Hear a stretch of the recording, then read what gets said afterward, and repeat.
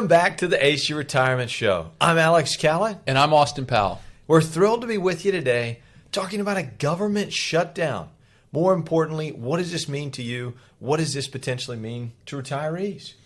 It's a common question that we're getting. We find ourselves in yet another government shutdown. And I would tell you, Alex, probably the most common email that we're getting right now has to do with Social Security. Definitely. And are Social Security and Medicare going to be in jeopardy in any way, shape, or form? And the answer to that question is no. So anything to do with Social Security, whether it be submitting an application, having a claim processed, anything that you can think of, is my check going to still arrive on the second Wednesday of every month or the fourth Wednesday of every month, depending upon when you were born? The answer to that question is unequivocally yes. Not something that you need to be concerned about from a government shutdown perspective. Will there still be a cost of living adjustment next year? Absolutely. Yes. So those things that are really important to folks, that is going to continue to be the case. Medicare claims will still be processed.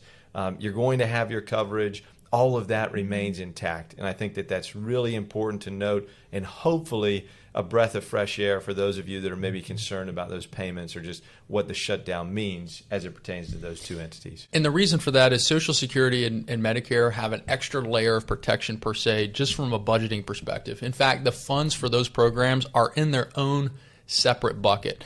But what is being impacted right now are different agencies throughout the federal government where essentially Congress can't agree on the spending provisions for those specific agencies. And so some things that we're seeing really affect day to day is travel. Yeah. And if you go to the airport, you're going to likely experience a little bit of delay.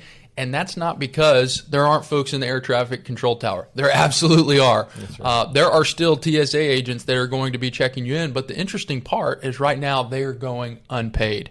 And because they're unpaid right now, there's some staffing issues. And that's creating the delays that we're seeing right now throughout our travel system. Now, we're not going to go on a travel tangent and pretend to be experts and tell you what type of bag to pack and the best headphones on the marketplace today. But it's just something to be aware of. Now, one thing that I think is important is we work with some of these folks, sure. Austin. We work with TSA agents along with other federal employees. As far as getting paid, it's going to be retroactive. Yes. There are retroactive payments. So the period of time in which, we're hoping that this shutdown, by the way, ends right around the corner and we don't have to worry about it any longer. But once they do essentially open back up operations, then all of those dollars that have not been paid will be made, those folks will be made whole. And again, for anybody that's kind of on the front lines of this and experiencing that, number one, we're sorry. We hate the fact that this is part of the equation right now, but we're very hopeful that it will be, shorter in duration. That being said, let's talk a little bit about the market. Let's talk a little bit about investments. What does a government shutdown mean specifically from a portfolio perspective? When we first see a shutdown on the news and in the media, it does come across as a little bit scary, right? For sure. Especially the way that they portray it. But this is not a new thing. We have seen a lot of government shutdowns, unfortunately, for many decades.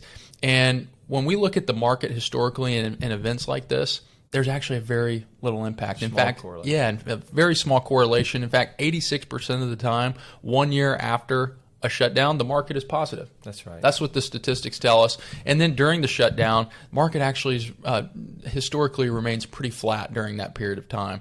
So it's not something that we're certainly panicking about, nor do we believe that you should either. And I think that the piece about 1 year later and the 86% typically end up with a positive 1 year return, oftentimes I think a misconception is the 14% of the time where maybe there wasn't a favorable trailing 1 year return, most of the time it didn't have anything to do with the shutdown to begin with. It was a major kind of global conflict or something that ultimately was causing that volatility outside of that government shutdown even to begin with. So understanding that the most important piece to portfolio construction and allocation, regardless of market event, is having a clearly defined plan or strategy. So for those of you that are concerned right now, Austin, just reiterate for folks what we've already put into place and things that are going to be kind of a safe haven for them. Yeah, it's not always about predicting the next crisis. That's pretty hard to do. It might be a shutdown. It could be, something that goes on geopolitically. Who knows what the case is? But it's really all about having a plan that can withstand any type of event that we might face. And so for us here at Blue Financial, we think that it is critically important to have a 3-bucket approach to investing. And that's having dollars in an all-cash bucket, which are really there for short-term cash needs and to help supplement income once you're no longer working. It's about having dollars in the conservative income bucket, which are really going to take care of your midterm expenses, anywhere from 2 to the next 20 years of your retirement. And then also, Alex, you're going to have the enhanced growth or the long-term assets that are invested that are going to carry some risk, but we are okay accepting that risk in that enhanced growth bucket because they're long term. Those are not the dollars that you're taking distributions from and taking withdrawals from on a monthly basis. And so having a framework and a specific system and a process in place for your retirement, when instances like this come up, whether it's a shutdown or any event, you can have confidence that you have a plan. That's it. And the key there, distributions, right? So understanding with your enhanced growth bucket, your more long-term investment assets and strategies, that's not where we're going to be turning for those month-to-month needs or even the unexpected distributions along the way. So while we're very mindful of what's happening from a government shutdown perspective, while it's something that we unequivocally are going to continue to monitor, the takeaway should, of course, be, hey, we've planned in advance for not just events like this, but other major market-moving events.